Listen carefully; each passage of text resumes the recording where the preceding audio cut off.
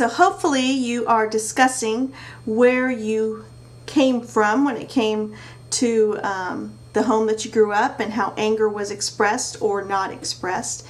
And hopefully you're thinking about how that has moved into your parenting. And here also is, the deal when you're married. If you're a single parent, you don't have someone to kind of play tag team with this issue. But if you are married and in that relationship with your husband, he has a background also, that the way that he handles frustrations and anger.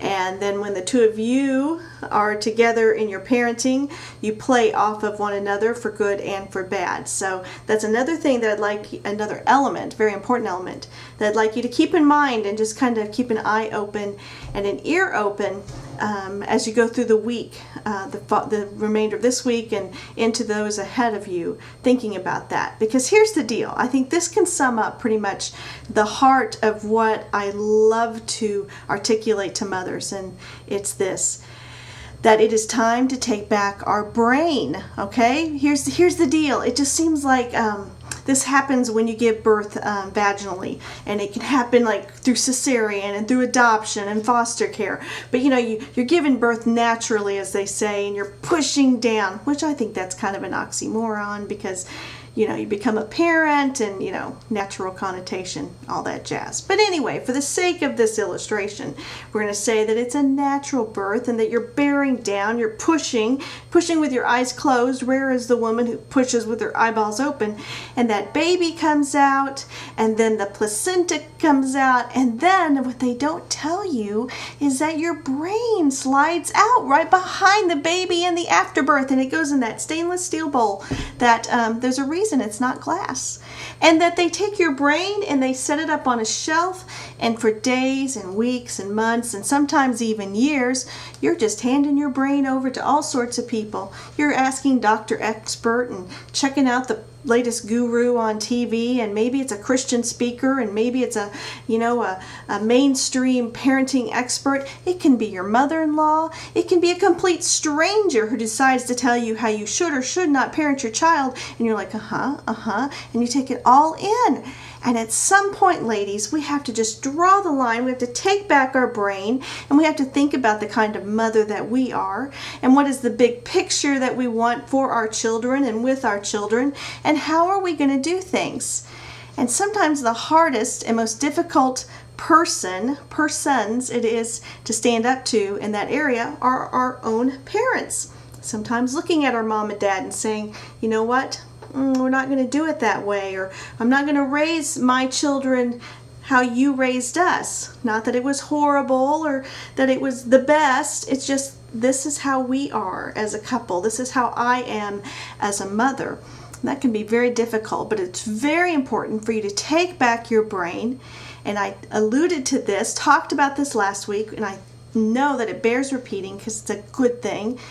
And that's for each one of you to be able to answer this question: in the light of eternity, what really matters? In the light of eternity, when it comes to you being a mother, being a parent, raising those children, what's it all about? What's the big deal? What's the end goal? What's the purpose? Is it that your kid potty trains before everybody else? Is it that your child's smarter than their niece or nephew? Is it that somehow they accomplish what you did not accomplish in your life?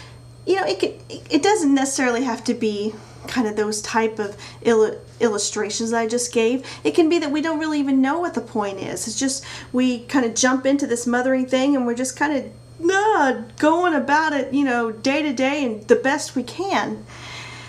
I had a few years like that.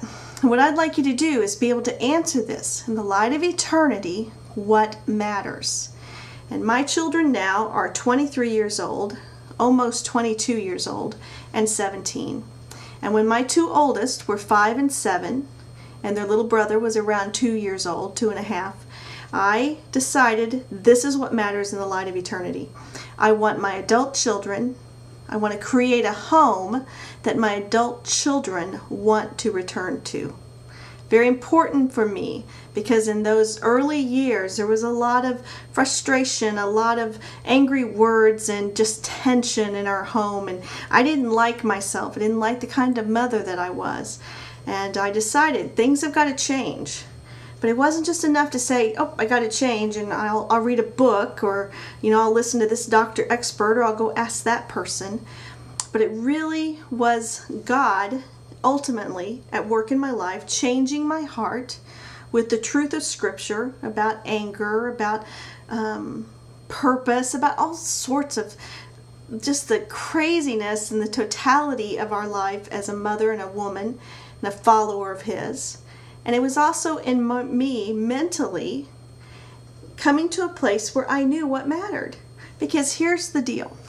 When you know what matters, it is so much easier to relax. It's so much easier to exhale. It's so much easier to stop gripping onto everything and to release, and to be able to say, you know what, in the light of eternity, that just doesn't really matter. And I'm not going to get myself worked up. I'm not going to let Mountain Mama just blow up.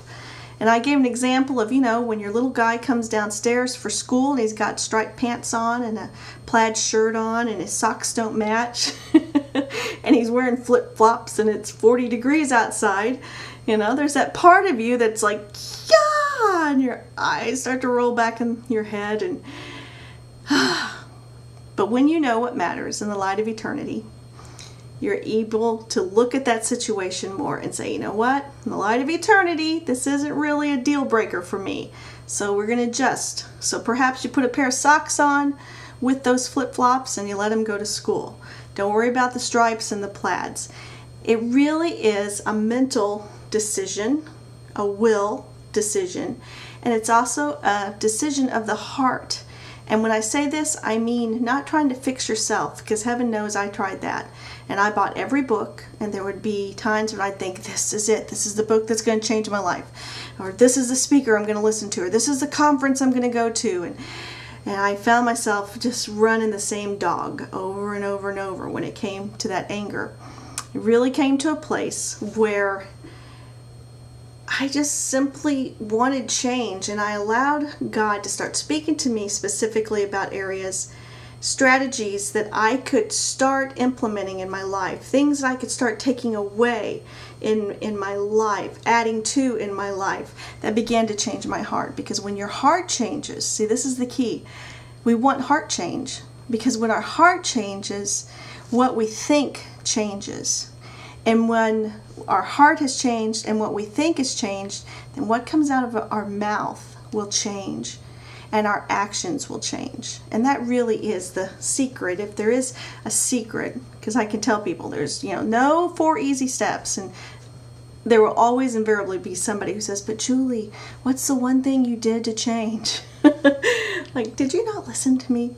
But I guess if there's anything that would come even remotely close to that, it would be this, that we let God change our heart. And when the heart changes, the mind changes, the speech changes, the actions change. And that's when we find lasting change in our life. So what I'd like you to discuss now is I'd like you to talk amongst yourselves, and I'd like you to be really honest with one another. And what are some areas that you need to take back your brain in as a mom? What are some areas that you need to say, you know what, I'm the mom of these children. I know what I'm doing. I can trust my instincts. You may not believe that, but you can. I can trust knowing what I need to do next. What are some of those areas in your life that you would like to say, you know what, I want to be more sure about this. I want to take ownership for this and stop depending on other people's opinions so much. And what are the areas that you need God to change your heart? Real quickly, for me, I realized at a certain point that I just didn't see my children as blessings. I really saw them as burdens. And that's kind of ugly to say, but it was true. And it wasn't because there was some job that I wanted rather than staying home and taking care of them at that time. I don't know. There was just a selfishness in me. It took a long time for me to become a we, not only in my marriage, but seeing me as part of we in a family. And that would have never changed, but by the power of God shaping me by His Word through my decision to move towards Him in that area. And the scripture I want you to hold to in this is that it is God who is at work in you, both to will and to do His good pleasure. So what are those areas? Discuss those amongst yourselves, and we'll wrap up the last session with some more strategies for lasting change.